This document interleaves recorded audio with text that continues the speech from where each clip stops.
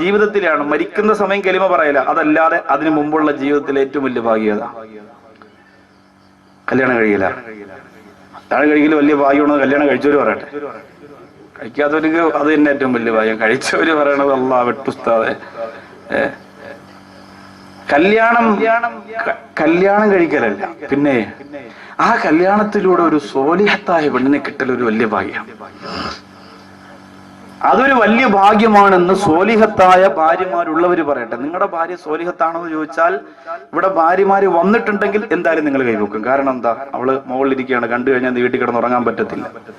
അതുകൊണ്ട് സോലിഹത്ത് തന്നെ അങ്ങനെ നോക്കിയിട്ട് കാര്യമില്ല അല്ലേ. അതൊരു സോലിഹത്താവണം. നിങ്ങൾ വിചാരിക്കും ഔഷാദ് വാക്കുകയൊക്കെ കുടുംബജീവിതത്തെ കുറിച്ചൊക്കെ പ്രസംഗിച്ചപ്പോ എത്ര അടിപൊളിയായിരിക്കും, ഭാര്യയൊക്കെ സെറ്റപ്പായിട്ടായിരിക്കും ചെയ്യും. ഞാൻ അനുഭവിക്കണം, എനിക്കല്ലേ അറിയുള്ളൂ. എല്ലാവർക്കും അതിന്റെ, മുസ്ലിയാരായാലും തങ്ങളായാലും പെണ്ണ് പെണ്ണല്ലേ. നമ്മളെ വീട്ടിൽ നമ്മളോടൊപ്പം കഴിയുന്ന പെണ്ണെന്ന് പറഞ്ഞാൽ ആ പെണ്ണിന് അള്ളാഹു കൊടുത്ത എല്ലാ കുറവും എല്ലാ പെണ്ണിനും ഉണ്ടാവും. 2 പെണ്ണ് കെട്ടിയോട് നിങ്ങൾ ചോദിച്ചു നോക്കേ, 2 ഭാഗത്തും തീ കത്തിച്ചിട്ട് ചൂട്ടിന്റെ മധ്യത്ത് വിട്ട ഉറുമ്പിന്റെ അവസ്ഥയാണ്. ഇപ്പൊ എത്തും പടച്ചോനെ കത്താൻ എന്നുള്ളത്. ഇതാണ് അവസ്ഥ. അത് പറഞ്ഞുകൊണ്ട് ആദ്യം കിട്ടി ശരിയല്ല എന്ന് രണ്ടാമത്തിൽ ചാടാനും നിൽക്കണ്ട. ഉള്ളതിനെ പെയിന്റ് അടിച്ച് മെയിൻ്റെനൻസൊക്കെ ചെയ്ത് കൊണ്ട് കിടക്കാന്നല്ലാതെ മറ്റിനെ കുറിച്ച് ചിന്തിച്ച് ചതിയിൽ ചെന്ന് വീഴണ്ട. വളരെ കറക്റ്റായ കാര്യമാണ്. ഇസ്ലാം സംഭവം 4 കെട്ടാനൊക്കെ പറഞ്ഞിട്ടുണ്ട്. പക്ഷെ ഇപ്പോഴത്തെ കാലഘട്ടത്തിൽ ആലോചിച്ച് ചെയ്തില്ലെങ്കിൽ സർവ്വതും നഷ്ടപ്പെടും. പൈസയുണ്ട്, ആരോഗ്യമുണ്ട്, അതുകൊണ്ട് ഞാൻ കെട്ടും, തോന്നിയതുപോലെ കെട്ടും, ആരുടെ എന്നെ ചോദിക്കാനെന്നൊക്കെ പറഞ്ഞാൽ അവസാനം സംഭവം പ്രശ്നമാവും. അള്ളാഹു കാത്തിരക്ഷിക്കട്ടെ. നല്ല കുടുംബജീവിതം അള്ളാഹു നമുക്ക് തരട്ടെ. ഭർത്താക്കന്മാരാകാൻ പോകുന്ന, വിവാഹം കഴിക്കാൻ പോകുന്ന സഹോദരങ്ങളൊക്കെ വളരെ ശ്രദ്ധിക്കണം. എനിക്ക് അവളെ മതി എന്നൊക്കെ വാശി പിടിച്ച് ചാട്ടിയും പിടിച്ച് നിൽക്കുമ്പോൾ ജീവിക്കേണ്ടത് നിങ്ങളാണ്. വാപ്പയല്ല, ഉമ്മയല്ല, ആരുമല്ല. അതൊക്കെ ഗൗരവത്തിൽ ചിന്തിക്കണം. വളരെ ആലോചിച്ച് ചെയ്യാവൂ. ബഹുമാനപ്പെട്ട അലി റളിയല്ലാഹു അൻഹുവിന്റെ ജീവിതത്തിൽ അല്ലാഹു കൊടുത്ത ഏറ്റവും വലിയ ഭാഗ്യമേതാ? പെരുമ്പരായൊന്നും ഇസ്ലാമിൽ വമ്പുറ്റോരാരംഭമേറുന്ന ധീരരേ, അമ്പിയ രാജാവിന്റെ ഉമ്പക്കനി മകൾ ഫാത്തിമക്കിണയായൊരു മാരരേ. മഹാനായ മുത്തറസൂലിന്റെ പ്രിയപ്പെട്ട കരളിന്റെ കഷണമായ ഫാത്തിമ ബീവി റളിയല്ലാഹു അൻഹ ഇണയായി കിട്ടിയില്ലേ? എത്രയോ സഹാബികൾ കൊതിച്ചതാ. അന്ന് വിവാഹത്തിന് പ്രായം ഒരു പ്രശ്നമായിരുന്നില്ല. 18 ആകണം 15 ആകണം എന്നൊന്നും നിയമമില്ലാത്ത കാലമാ. പ്രായവ്യത്യാസം എന്നെ ഒരുപാട് ആളുകൾക്ക് വിവാഹം കഴിക്കാൻ അനുമതിയുള്ള കാലമാ.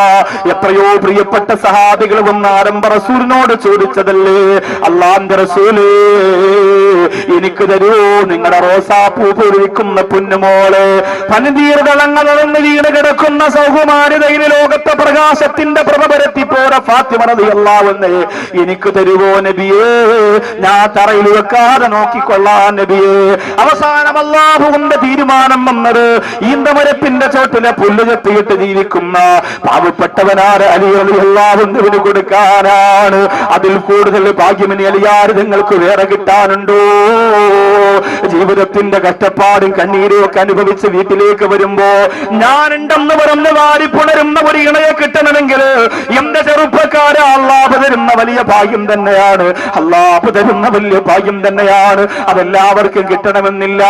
മലബാറിന്റെ തീരത്ത് എനിക്ക് പരിചയമുള്ള ഒരു പ്രിയപ്പെട്ട സഹോദരൻ അപകടം പറ്റിയും നിറഞ്ഞപ്പോ ഞാൻ കാണാൻ പോയി. ഞാൻ വീട്ടിലേക്ക് ചെല്ലുമ്പോ ഞാൻ സാധാരണ പോകുന്ന വാഹനത്തിലല്ല പോയത്. അതുകൊണ്ട് ഞാനാണ് വരുന്നതെന്നവർക്ക് മനസ്സിലായില്ല. വീടിന്റെ സിറ്റ് ഔട്ടിൽ തന്റെ പ്രിയപ്പെട്ട അപകടം പറ്റിയ ഭർത്താവിനെ ശുശ്രൂഷിച്ചുകൊണ്ടിരിക്കുകയാണ് ഭാര്യ. കാലൊടിഞ്ഞ് കൈയൊടിഞ്ഞു പോയ പ്രിയപ്പെട്ട ഭർത്താവിന്റെ 2 കൈയും ഒരു കാലും ഒടിഞ്ഞു പോയി. അതേ സിറ്റ് ഔട്ടിലെ ഒരു കസേരയിൽ ഇരിക്കുകയാണ്. ഒടിയാത്ത കാലൊരു സ്റ്റൂളിന്റെ മുകളിൽ കയറ്റി വെച്ചിരിക്കുകയാണ്. തന്റെ പ്രിയപ്പെട്ട ഭാര്യ കാലിങ്ങനെ ഞെക്കിക്കൊടുക്കുകയാണ്. അല്ലാഹുവേ, വെള്ളം തുണിയിൽ നനച്ചിട്ട് ഭർത്താവിന് കുളിക്കാൻ കഴിയില്ലല്ലോ. ആ പ്രിയപ്പെട്ട ഭർത്താവിന്റെ ശരീരത്തിലേക്ക് ഇങ്ങനെ പിടിച്ചു കൊടുക്കുകയാണ്. ഞാൻ ചെന്നപാട് ആ പ്രിയപ്പെട്ട സഹോദരൻ എഴുന്നേറ്റകത്തേക്ക് പോയി. ആ സഹോദരൻ കരഞ്ഞുകൊണ്ട് പറഞ്ഞു, ഭാഗ്യമാണ്, എനിക്ക് അല്ലാഹു തന്ന ഭാഗ്യമാണ്. എന്റെ ഉമ്മ പോലും അപകടത്തിൽ പെട്ടിട്ട് എന്നെ ഒന്ന് കാണാൻ വന്നില്ല. എനിക്ക് അല്ലാഹു തന്ന ഭാഗ്യമാണ്. എന്റെ പ്രിയപ്പെട്ടവൾ എന്റെ മൂത്രമെടുത്ത് പുറത്തു കൊണ്ട് കളയുന്ന, എനിക്ക് ശുദ്ധീകരിച്ചു തരുന്ന, എന്റെ ശരീരം സംരക്ഷിക്കുന്ന എന്റെ പ്രിയപ്പെട്ടവൾ. അങ്ങനെ എത്രയോ കാഴ്ചകൾ ഈ പാവപ്പെട്ടവൻ കണ്ടിട്ടുണ്ട്. ചാവക്കാട് നട്ടെല്ല് തളർന്നിട്ട് കിടന്ന ഒരു പ്രിയപ്പെട്ട സഹോദരൻ കല്യാണം കഴിച്ച 3ാമത്തെ മാസം നട്ടെല്ല് ഒടിഞ്ഞ് കിടന്നു പോയതാ. അല്ലാഹുവേ, ആ പ്രിയപ്പെട്ടവരെ 4 വർഷത്തോളം പ്രിയപ്പെട്ട ഭാര്യ ആര് പറഞ്ഞിട്ടും കേട്ടില്ല. ഇനി ഒരിക്കലും ജീവിതത്തിലേക്ക് മടങ്ങി വരാൻ കഴിയില്ല. ഭാര്യമാര് ശാരീരിക ബന്ധത്തിൽ ഏർപ്പെടാൻ കഴിയില്ല എന്ന് ഡോക്ടർമാര് പറഞ്ഞപ്പോഴും ഇക്കാ ഞാൻ എങ്ങനെയാണ് നിങ്ങളെ മറക്കുക എന്ന് പറഞ്ഞുകൊണ്ട് ആ പ്രിയപ്പെട്ടവന്റെ വിഷമം മാറ്റാൻ, ആ പ്രിയപ്പെട്ടവനെ സംരക്ഷിക്കാൻ വേണ്ടി 4 വർഷത്തോളം കൂടെ നിന്ന് അവസാനം മഹലിലെ ഉസ്താദുമാരും നാട്ടുകാരും ഒക്കെ നിർബന്ധിച്ചിട്ടാണ് മറ്റൊരു കല്യാണത്തിന് മനസ്സ് വെച്ച് ഈ ഭർത്താവിനെ പറഞ്ഞ് ഇസ്ലാമിക നിയമപ്രകാരമുള്ള ഒഴിവാക്കലും കഴിഞ്ഞ് പുറത്തു പോയതെങ്കിൽ എന്റെ പ്രിയപ്പെട്ട പെങ്ങളെ, വിദേശ രാജ്യത്ത് കിടന്ന് കഷ്ടപ്പെടുന്ന ഭർത്താവിനെ മറന്ന് അടുക്കളയുടെ പിന്നാമ്പുറത്തെ വാതില് മസിൽ മണ്ണിന് വേണ്ടി തുറന്നു കൊടുക്കുന്ന പെണ്ണ്, കാത്തിരിക്കുന്നൊരു കബറിന്റെ കത്ത് തലയുള്ള പാമ്പുകളാ, കാത്തിരിക്കുന്നൊരു നരകത്തിന്റെ കനൽക്കെട്ടകളാ. ദുനിയാവിന്റെ രസത്തിന് വേണ്ടി അത് ചിന്തിക്കല്ലേ പൊന്നുമോള്. മരണത്തെ ഓർക്കണേ, കബറിനെ ഓർക്കണേ, അല്ലാഹുവിന്റെ ദീൻ ഉൾക്കൊള്ളണേ. അലി റളിയല്ലാഹു അൻഹുവിന്റെ ജീവിതത്തിൽ കിട്ടിയ ഏറ്റവും വലിയ ഭാഗ്യം ഫാത്തിമ റളിയല്ലാഹു അൻഹയെ ഭാര്യയായി കിട്ടിയതാ. അതിൽ പര ഒരു ഭാഗ്യമുണ്ടോ? പക്ഷെ ഫാത്തിമ റളിയല്ലാഹു അൻഹ തമാശക്ക് നബിതങ്ങളോട് ഒരു കാര്യം ചോദിച്ചു. അപ്പോ നബിതങ്ങൾക്ക് അത് വലിയ സങ്കടമായി. തമാശക്ക് ചോദിച്ചതാ, അങ്ങനെ സങ്കടം ആകില്ല എന്ന് കരുതിയിട്ടാണ് ഫാത്തിമ റളിയല്ലാഹു അൻഹ ചോദിച്ചത്.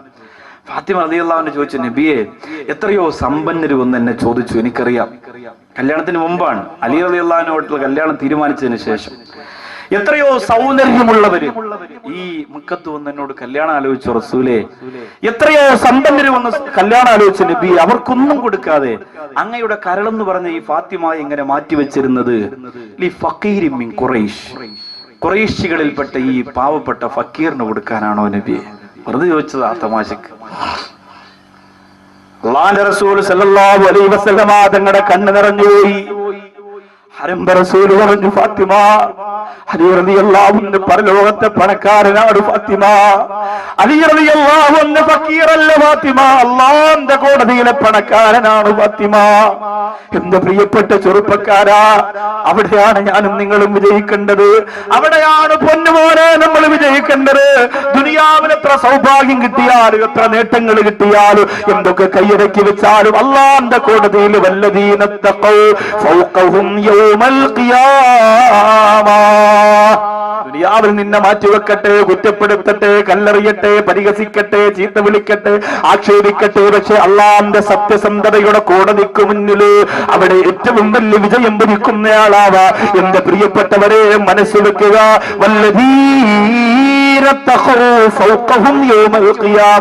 അവിടെ അല്ലാഹു നോക്കുന്നത് കെട്ടിനപ്പുറമുള്ള തഖ്വയാണ്, മറ്റിനപ്പുറമുള്ള തഖ്വയാണ്, ശേലിനപ്പുറമുള്ള തഖ്വയാണ്.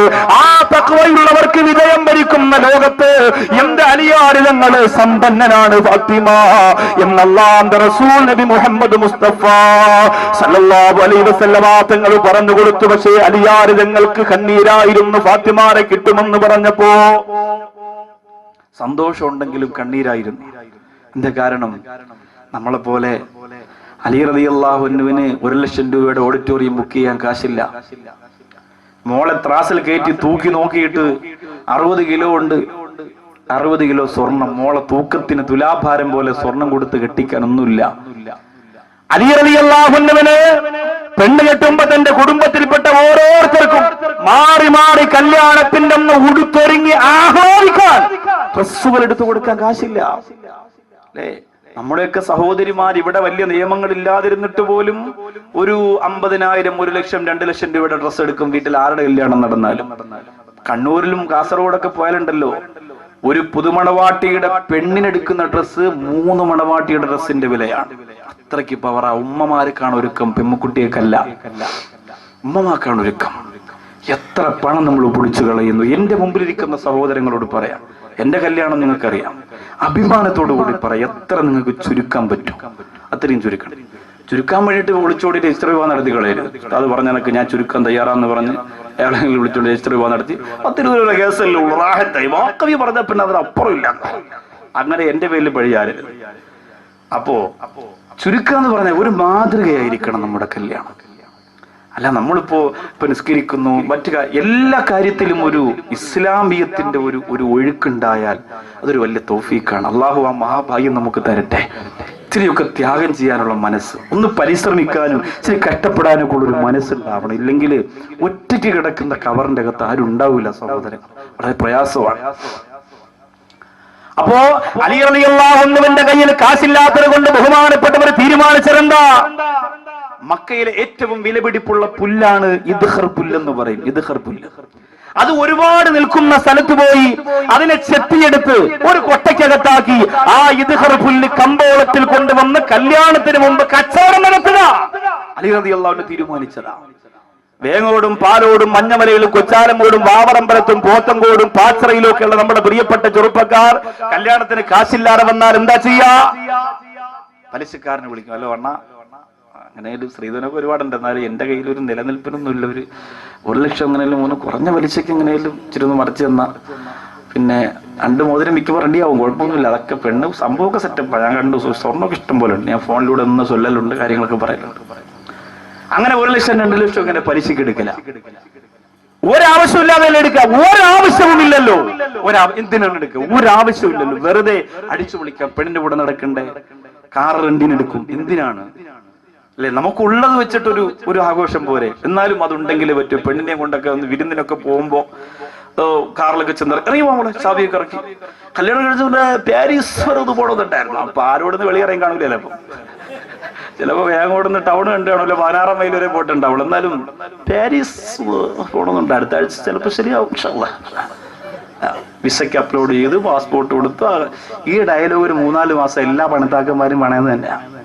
അത് കണ്ടിട്ട് നിനക്കൊരു വെറൈറ്റി ആവാനെങ്കിലും ഒന്ന് ആഗ്രഹിച്ചൂടെ? അത് വേണ്ടാന്ന്. ഇപ്പൊ ന്യൂ ജനറേഷൻ അല്ലേ, പക്ഷെ അതും ചിന്തിക്കൂല.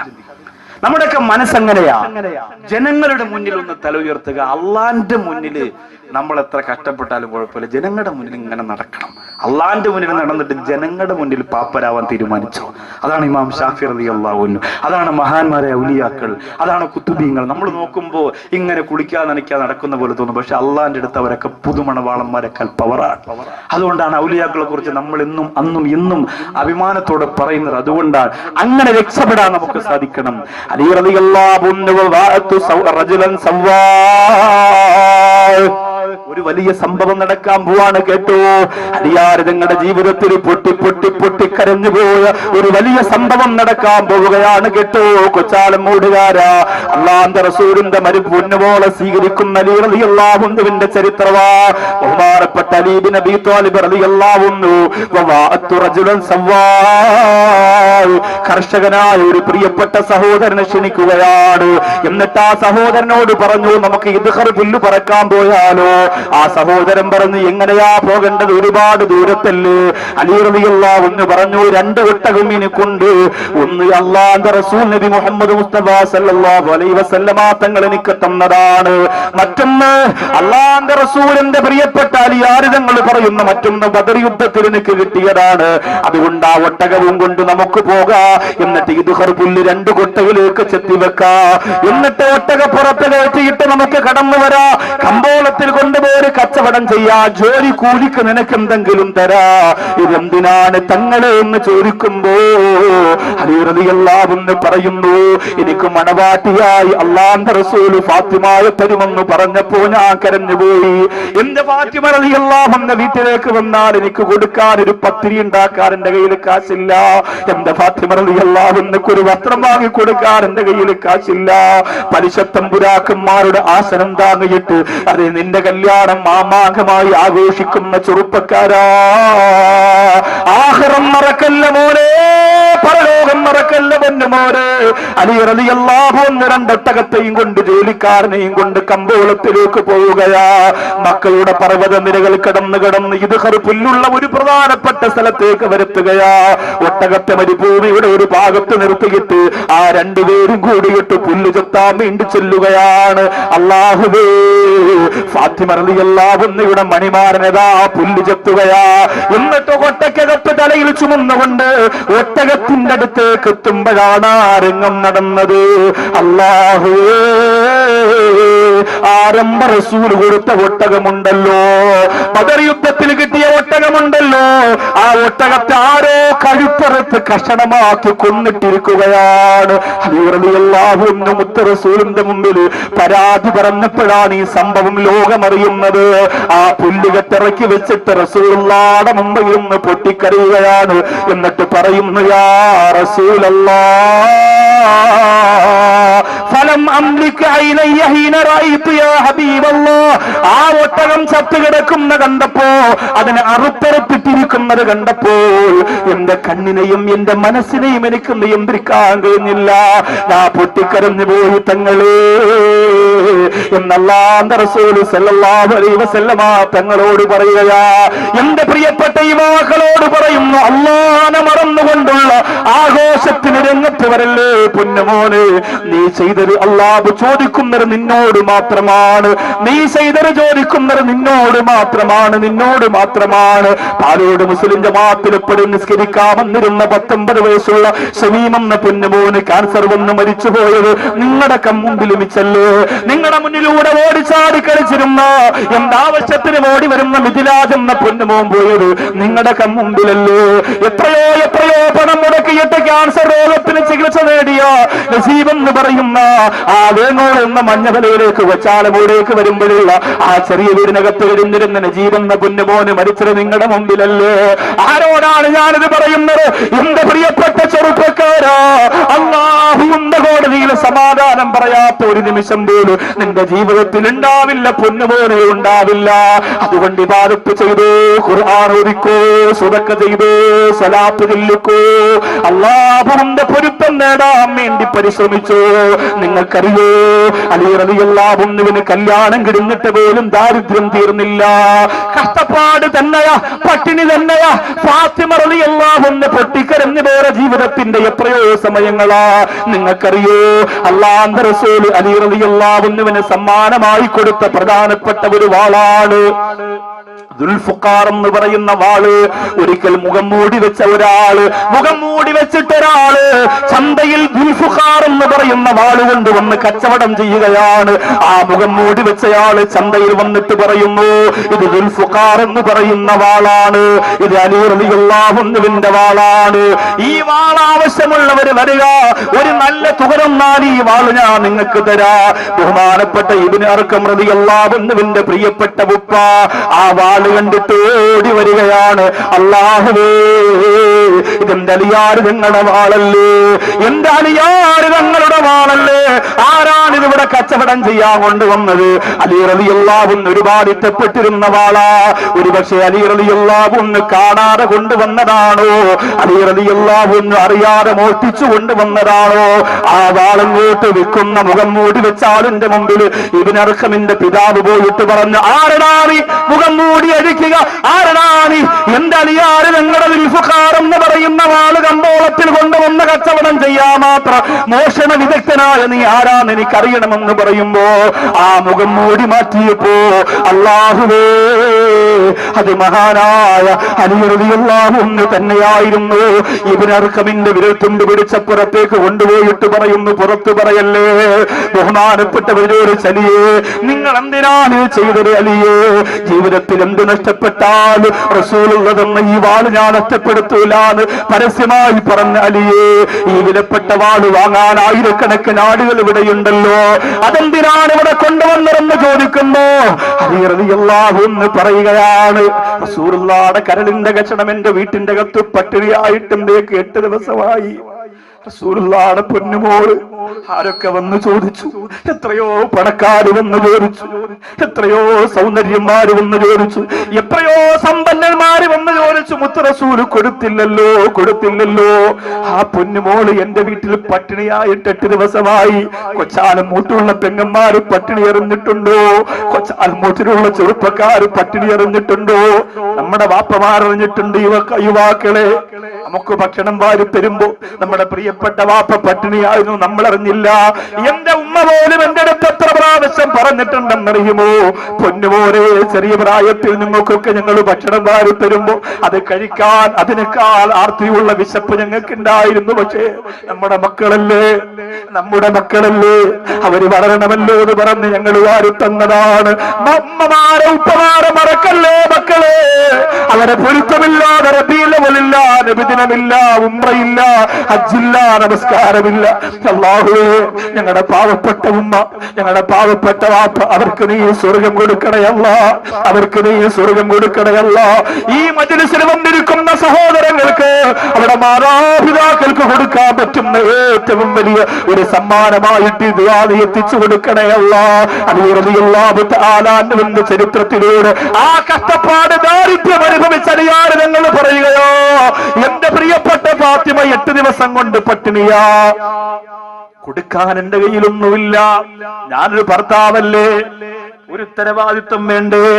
ഒരു കാരക്കയുടെ കീറ് പോലും എന്റെ ഫാത്തിമാക്ക് കഴിക്കാനില്ലാത്ത ഒരു അവസ്ഥ വന്നപ്പോഴാണ് എന്റെ മനോഹരമായ വാള് കൊടുക്കാമെന്ന് ഞാൻ തീരുമാനിച്ചതെന്ന് മഹാനായ അലി റളിയല്ലാഹു അൻഹു പറയുമ്പോ, നമ്മൾ എത്രയോ സൗഭാഗ്യവാന്മാരാണ് ചെറുപ്പക്കാരാ, നമ്മൾ എത്രയോ ഭാഗ്യവതികളാണ് പെങ്ങളെ. ഒരുപാട് പണമുണ്ടെന്ന് പറഞ്ഞ് അഹങ്കരിക്കേണ്ട ചെറുപ്പക്കാരാ. കൊച്ചാലമ്മൂടിലെ പ്രിയപ്പെട്ട സംഘാടകർ ഇങ്ങനെ ഒരു പ്രോഗ്രാം വെക്കുമ്പോ നിങ്ങൾ പലരും പല സ്ഥലത്തിരുന്ന് പറഞ്ഞിട്ടുണ്ടല്ലോ, അതവർക്ക് പുട്ടടിക്കാനുള്ളതാണ്, അതവരുടെ പള്ള വിർപ്പിക്കാനുള്ളതാണ്, അതവർക്ക് പേരും പെരുമയും ഉണ്ടാക്കാനുള്ളതാണ്. ഒരു പെൺകുട്ടിയുടെ കല്യാണത്തിന് വേണ്ടി എന്ന് പറഞ്ഞ് 3 പാവപ്പെട്ട പെൺമക്കളുടെ കല്യാണം അഭിമാനത്തോടെ അവർ നടത്തിയില്ലേ? ഞാൻ ബഹുമാനപ്പെട്ട നാസിമുദ്ദീൻ സാറിനോട് ഇന്ന് വൈകുന്നേരം ചോദിച്ചതാ, പാലോട് പള്ളിയെ കുറിച്ച് ഒരു അഭിമാനത്തോടെ നമ്മളൊക്കെ ചർച്ച ചെയ്തിരുന്നു. ഒരു പാവപ്പെട്ട സാധുവാറ് പെൺകുട്ടിയുടെ കല്യാണമോടെ സ്വലാത്ത് വാർഷികത്തിന് നടത്തിയപ്പോ പിന്നെ നടത്തിയില്ലേ എന്ന് ചോദിച്ചപ്പോ സാറ് പറഞ്ഞു, പിന്നെ അതിനെ കുറിച്ച് ഒരു ആലോചന വന്നില്ല, ഒരു ചർച്ച വന്നില്ല. അതുകൊണ്ട് ഇൻഷാ അല്ലാഹ് ഞാൻ പറഞ്ഞു, സാറേ തുടങ്ങണം. എന്റെ പ്രിയമുള്ളവരെ, ഒരു പേരിന് വേണ്ടിയിട്ടല്ല. സാധുക്കളായ ഒരു പെൺകുട്ടികളുടെ അവസ്ഥ എന്ന് പറയുന്നത്, കൊച്ചാലമ്മൂട് വന്നിരിക്കുന്നവര് ചിലപ്പോ നിങ്ങൾക്ക് പറഞ്ഞാ മനസ്സിലാവൂല. ഒരു പണമുള്ളയാളിന്റെയും ഒരു പണമില്ലാത്ത ആളിന്റെയും ഉദാഹരണം ഞാൻ പറഞ്ഞു തരട്ടെയോ? പണമുള്ള ആൾ ആരും അറിയുമോ? കിളിമാനൂർ ആത്മഹത്യ ചെയ്തുപോയ പ്രിയപ്പെട്ട സഹോദരിയെ കുറിച്ച് നിങ്ങൾക്കറിയുമല്ലോ. ഞാൻ ഒരുപാട് വിശദീകരിച്ചിട്ട് ആ കുടുംബത്തിന്റെ സങ്കടം കൂട്ടുന്നില്ല, അതിനെനിക്ക് താല്പര്യമില്ല. ആരെങ്കിലും മരണപ്പെട്ടു എന്ന് കേൾക്കുമ്പോൾ മണിക്കൂറുകളോളം അവരെ കുറിച്ച് പറഞ്ഞ് ഞാൻ സമയം കളയുന്നതല്ല. ഒരു ഗുണപാഠത്തിന് വേണ്ടി പണത്തെ ബഹുമാനിക്കുന്നവരോട്, പണം ഇഷ്ടപ്പെടുന്നവരോട് ശരീരം നിറച്ച് സ്വർണ്ണാഭരണങ്ങളിട്ട് കൊച്ചാലമ്മൂടിലൂടെ മഞ്ഞമലയിലൂടെ പോത്തുംകോടോട് ഞാനാണ് ഏറ്റവും വലിയ കോടീശ്വരി ചമഞ്ഞ നടക്കുന്ന പെണ്ണ്, നീ പഠിക്കാൻ വേണ്ടി പറയുകയാണ്. കിളിമാനൂർ കുടുംബത്തിൽപ്പെട്ട ആത്മഹത്യ ചെയ്ത പാലത്തിന്റെ മുകളിൽ നിന്ന് താഴേക്ക് ചാടിയ പൊന്നാര ഇത്തയുണ്ടല്ലോ, ആ ഇത്താക്ക് പണത്തിന് വല്ല കുറവുണ്ടായിരുന്നോ? ഗൾഫിൽ ഭർത്താവ് നടത്തുന്ന വലിയ ബിസിനസ് സാമ്രാജ്യമുണ്ടല്ലോ, സാമ്പത്തികത്തിനൊരു കുറവുമില്ലായിരുന്നു. പക്ഷേ ഒരു ബിസിനസ്സുമായി ബന്ധപ്പെട്ട എന്തോ ചില സാങ്കേതികമായ തകരാറുകൾ പറയാൻ ഞാൻ ഇഷ്ടപ്പെടുന്നില്ല. ആ തകരാറ് വന്നപ്പോ മനസ്സിന്റെ അകത്തേക്ക് ഇബ്ലീസ് കടന്നു ചെല്ലുകയാ. അല്ലാഹുവേ, ഞങ്ങൾക്ക് അങ്ങനെ ഒരു തോന്നല് നീ തരല്ലേ അല്ലാ. മനസ്സിന്റെ അകത്ത് ഇബ്ലീസ് കടന്നു വന്നപ്പോ ആ ഉമ്മ വിചാരിച്ചതെന്തെന്നറിയോ? 3 മക്കളെയും കൊന്നിട്ട് മരിച്ചു കളയുക. പറഞ്ഞ പോലെത്ര എളുപ്പം, പറഞ്ഞ പോലെത്ര പെട്ടെന്ന് കഴിഞ്ഞു. 20 കൊല്ലമായി ഉസ്താദേ, ഒരു കുഞ്ഞുണ്ടായില്ല, ദുആരക്കണം. എത്ര ആളുണ്ട് പറയാൻ? 25 കൊല്ലമായി ഉസ്താദേ, കുഞ്ഞുങ്ങളെ കാണുമ്പോ ചങ്കുപൊട്ടുകയാണ്. എനിക്ക് അല്ലാഹു ഒരു കുഞ്ഞിനെ തന്നില്ല. എത്രയോ ആളുകളുണ്ട്, ഏത് മക്കാമ് കണ്ടാലും പോയി ദുആരക്കും, ആര് സ്വതക്ക ചോദിച്ചാലും കൊടുക്കും, ഏത് പള്ളിയിലും ദുആ ചെയ്യാ പൈസ കൊടുക്കും. അല്ലാഹുവേ, ഏത് ഡോക്ടറുടെ പേര് പറഞ്ഞാലും പോയി കാണിക്കും ഒരു കുഞ്ഞിന് വേണ്ടി. കുഞ്ഞിന്റെ വിലയേറിയില്ലല്ലോ. ഇബ്ലീസ് മനസ്സിന്റെ അകത്ത് കിടന്നാ പിന്നെ വേറെന്താണ് ചിന്തിക്കുക? 2 വയസ്സുള്ള പൊന്നുമോളെ എങ്ങനെയാണ് പുഴയിലേക്ക് എറിയാൻ തോന്നുക? ഞാൻ ഇന്ന് എന്റെ വീട്ടിൽ നിന്ന് ഇറങ്ങുമ്പോ ഇന്നും പ്രസംഗമുണ്ടോ എന്ന് എന്റെ പൊന്നുമോ ചോദിച്ചു.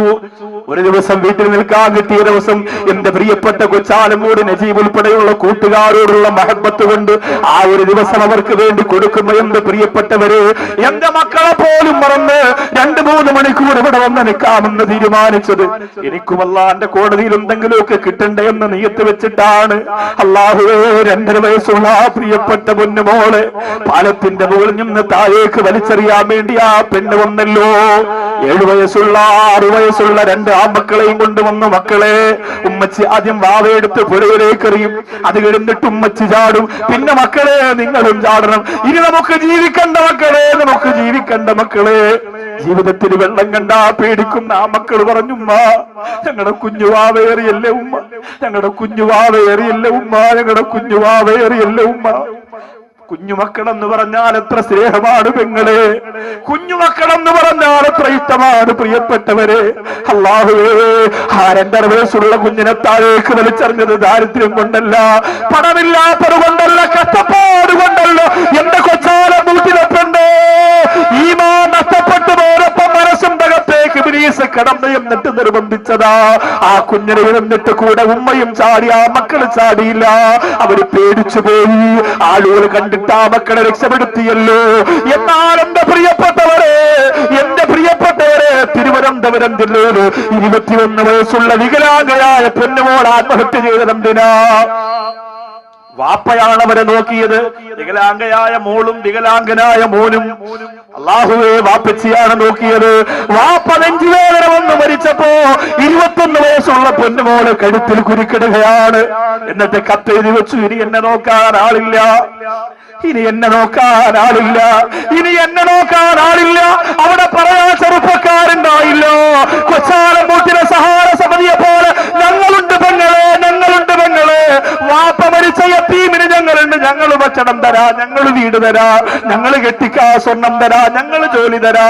അങ്ങനെ പറയാൻ ചങ്കൂറ്റമുള്ള ആമക്കളില്ലാതെ പോയ കേരളത്തിന്റെ തലസ്ഥാന നഗരിയില് 21 വയസ്സുള്ള പൊന്നുമോള് കഴുത്തിൽ കുരുക്കിട്ട് ആത്മഹത്യക്ക് മുമ്പ് എഴുതി വെച്ചു, എന്നെ നോക്കാനാടില്ല, ഞാൻ വികലാംഗയാണ്. കാമവെറിയന്മാരുടെ കാലഘട്ടത്തിൽ എന്റെ ശരീരം കടികന്മാരെ പോലെ കുത്തിവലിച്ചു കൊണ്ടുപോകുന്ന ആഭാസന്മാർക്ക് കൊടുക്കുന്നതിനേക്കാൾ നല്ലത് മരിക്കലാ എന്ന് പറഞ്ഞിട്ട് ആ വികലാംഗയായ പൊന്നുമോൾ ആത്മഹത്യ ചെയ്യുമ്പോ നടക്കാനായാത്ത ആ മയ്യത്തിന്റെ കാലിൽ പിടിച്ച് തേങ്ങി കരന്നിട്ട് പറഞ്ഞു, എന്റെ പെങ്ങളെ ഞാനും കൂടി വരട്ടെ, ഞാനും കൂടി വരട്ടെ. അപ്പോഴാണ് അവിടെ വളർന്ന ചെറുപ്പക്കാർക്ക് ബോധമുണ്ടായത്. ഇന്ന് ആ വികലാംഗരായ ചെറുപ്പക്കാരൻ മരിക്കാതിരിക്കാൻ വേണ്ടിയിട്ട് വീടിന്റെ മുമ്പിൽ പിരിവെടുത്തിട്ട് ഒരു ചെറിയ കടയിട്ട് കൊടുത്തിരിക്കുകയാ. സോഡ നാരങ്ങ വെള്ളം കൊടുത്തിട്ട് മിഠായി കച്ചവടം നടത്തിയിട്ട് സിഗരറ്റ് വിറ്റിട്ട് കിട്ടുന്ന കാശ് കൊണ്ടവൻ ജീവിക്കട്ടെ എന്ന് പറഞ്ഞ് എന്തുകൊണ്ട് രാജ്യമേ തീരുമാനിച്ചില്ല? ഒരു അപകടം നടന്നിട്ട് നിലവിളിച്ചിട്ട് കാര്യമില്ല, ഒരു പെണ്ണ് ആത്മഹത്യ ചെയ്തിട്ട് പൊട്ടിക്കരഞ്ഞിട്ട് കാര്യമില്ല. എന്റെ കൊച്ചാലമൂട്ടിലെ ചെറുപ്പക്കാരോ, നൗഷാദുബാക്കവിയെ കുറിച്ച് ആരെന്ത് പറഞ്ഞാലും നിങ്ങൾക്ക് എന്റെ ദുആവുണ്ട് പൊന്നുമോനെ. ഞാനിവിടെ പോയാലും മറക്കൂല. നിങ്ങൾ ഈ കാണിക്കുന്ന കാരുണ്യമുണ്ടല്ലോ, നിങ്ങൾ ഈ കാണിക്കുന്ന വാത്സല്യമുണ്ടല്ലോ, നിങ്ങൾ ഈ കാണിക്കുന്ന സ്നേഹമുണ്ടല്ലോ, അല്ലാഹുവേ നീ സ്വീകരിക്കണേ അല്ലാ, നീ സ്വീകരിക്കണേ അല്ലാ. പുതിയ പദ്ധതി എന്തെന്നറിയോ? എന്റെ കൊച്ചാലമൂട് വന്നിരിക്കുന്നവരറിയുന്നത് നല്ലതാ. എത്രയോ മഹല്ലുകളുണ്ട് നമ്മുടെ ചുറ്റുവട്ടത്ത്, എത്രയോ സംഘടനകളുണ്ട് നമ്മുടെ ചുറ്റുവട്ടത്ത്. ആരും ചെയ്യാത്ത ഒരു വലിയ പദ്ധതിയുമായി, ലക്ഷക്കണക്കിന് രൂപയുടെ ബഡ്ജറ്റ് വരുന്ന പദ്ധതിയുമായി ഓട്ടോടിക്കുന്ന പാവപ്പെട്ട സംഘാടകർ, വിദ്യാർത്ഥികളായ സംഘാടകർ, കഷ്ടപ്പെടുന്നവർ, കടം കൊണ്ട് വലയുന്നവർ. എന്നാലും കുഴപ്പമില്ല, അല്ലാഹുവിന്റെ കോടതിയുടെ രക്ഷപ്പെടാമല്ലോ എന്ന് പറഞ്ഞിറങ്ങി തിരിച്ചിരിക്കുകയാ. ഒരു 3-4 ആളുകൾക്ക് വീട് വെച്ച് കൊടുക്കലാ.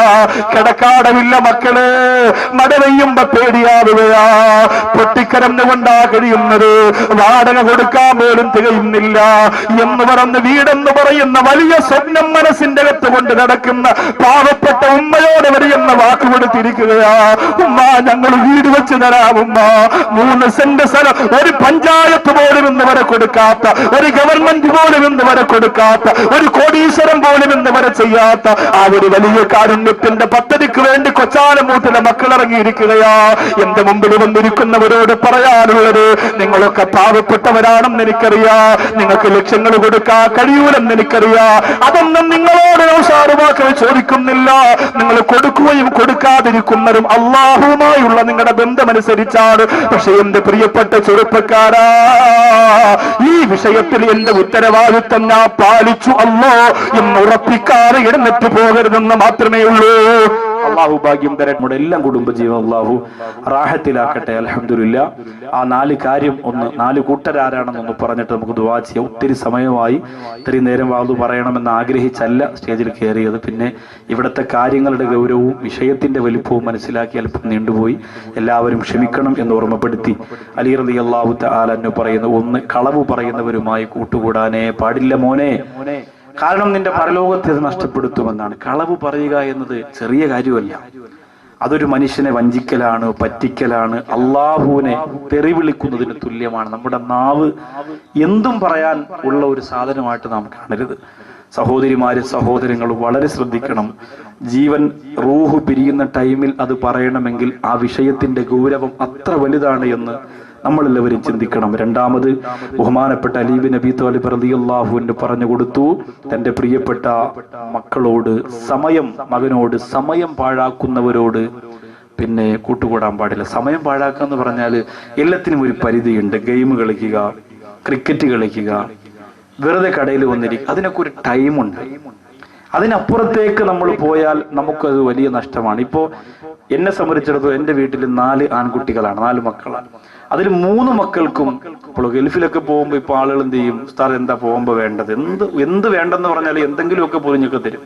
അതില് എന്റെ മക്കൾക്ക് കളിക്കാൻ വേണ്ടി ടാബ് വാങ്ങിയത്. എല്ലാവർക്കും ഇപ്പൊ ടാബാണ് വലിയ ഇഷ്ടം. ഇരിക്കട്ടെ ഉസ്താദ് എന്ന്. അപ്പൊ ഞാൻ വിചാരിച്ചു, ഞാൻ പണ്ട് ദീപാവലിക്ക് ഒരു പടക്കം വാങ്ങാൻ വേണ്ടി എന്തൊക്കെ വാപ്പാരെ നടിച്ചു മാറ്റി എന്നുള്ള പോലെ. അന്നൊന്നും ആരും ഒന്നും വാങ്ങിച്ചില്ല, അന്ന് നമുക്ക് ഇതൊന്നും അറിയില്ലല്ലോ.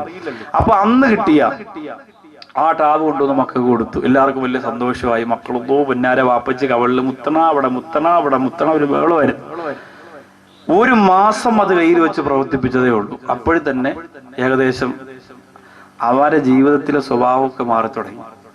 ഗെയിം എന്ന് പറഞ്ഞാൽ ഒരു വലിയ ശക്തിയാണത്. നമ്മളെ നശിപ്പിക്കും എന്നുള്ളൊരു ഒരു സംശയം വേണ്ട. സർവ്വ മക്കളെ നശിപ്പിക്കും.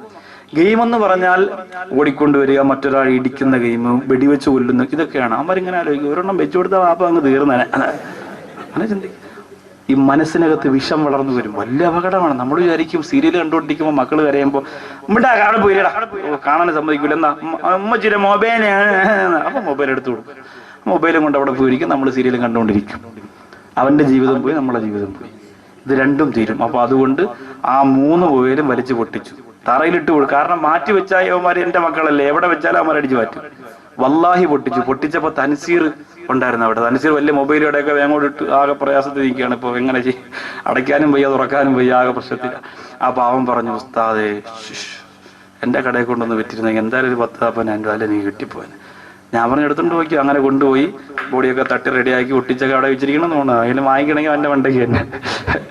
അപ്പൊ ഇത് സംഭവം എന്താണെന്നറിയോ, ഇത് നമുക്കൊക്കെ ജീവിതത്തിൽ അല്ലേ, നമ്മുടെ മക്കളുടെ മനസ്സ് മാറുമ്പോൾ നമ്മൾ അതനുസരിച്ച് നമ്മൾ മാറണം, ഇല്ലെങ്കിൽ പ്രശ്നമാണ്. അപ്പൊ അവരുടെ ആ വിഷമം നമ്മൾ മാറ്റി കൊടുക്കണം. അലി റളിയല്ലാഹു അൻഹു 3ാമത് തന്റെ പ്രിയപ്പെട്ട മക്കളോട് പറഞ്ഞു കൊടുത്തു, പിശുക്കന്മാരോട് കൂട്ടുകൂടാൻ പാടില്ല. 3 മണിക്കൂർ വാത് പറഞ്ഞ ഇന്നത്തെ സദസ്സില് ഇത്രയും കരഞ്ഞ് ഈ ചരിത്രവും കാര്യങ്ങളൊക്കെ പറഞ്ഞിട്ട് 1 രൂപ ബക്കറ്റിലിടാത്ത ചില ആളുകൾ ഇതിന്റെ ഇടയിലുണ്ടാവും. ആലോചിച്ച് നോക്കിയേ, അവന്മാരെ എന്തിനു കൊള്ളാം? കുറ്റപ്പെടുത്തല്ലേ? നിങ്ങൾ ചിന്തിച്ചു നോക്കിയേ, നിങ്ങൾ ആലോചിച്ച് നോക്കിയേ. ഇപ്പോ എല്ലാരും നമ്മൾ ആലോചിച്ച് നോക്കി, നമ്മുടെ കയ്യിൽ വേറെ ഒന്നും പറഞ്ഞില്ലല്ലോ. നിങ്ങളെല്ലാവരും കാര്യമായിട്ട് സഹായിച്ചു, അൽഹംദുലില്ലാ. കൊടുക്കാത്തവർക്ക് ദേഷ്യം വന്നിട്ടൊന്നും കാര്യമൊന്നുമില്ല. നമ്മുടെ മനസ്സ് അലിഞ്ഞില്ലെങ്കിൽ, പാറ തോക്കുന്ന മനസ്സാണെങ്കിൽ പിന്നെ നമ്മളെ എന്തിനു കൊള്ളാമെന്ന് സ്വയം ചിന്തിക്കണം. അപ്പൊ ബാക്കി എല്ലാവരും കൊടുക്കട്ടെ, ഞാൻ ഇതിലൊന്നും പെട്ട ആളല്ല എന്നൊരു തോന്നൽ നിങ്ങൾക്ക് വന്നാൽ ഇനിയുള്ള മജ്‌ലിസുകളിലെങ്കിലും അത് മാറ്റണം. ബക്കറ്റിലെങ്കിലും നമ്മളൊരു 10 രൂപ ഇട്ടിട്ടുണ്ടെങ്കിൽ ഈ വിഭാഗത്തിൽ നിന്ന് രക്ഷപ്പെടുമല്ലോ.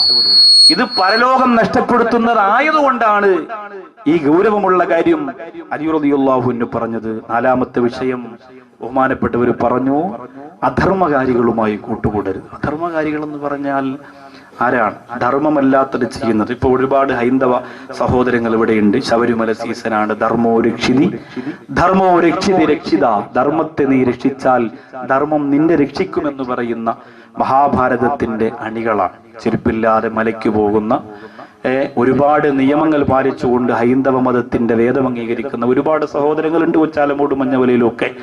അപ്പോ ധർമ്മം നമ്മൾ ചെയ്യുക, നല്ലത് ചെയ്യുക, എപ്പോഴും ചീത്ത വിളിക്കുക, എപ്പോഴും കള്ളു കുടിക്കുക, എപ്പോഴും മോശത്തരം മാത്രം പറയുക, അങ്ങനെയുള്ളവരോട് കൂട്ടുകൂടിയ നമ്മളും അവരെ പോലെ ആയിപ്പോവും. അള്ളാഹു കാത്തിരക്ഷിക്കട്ടെ.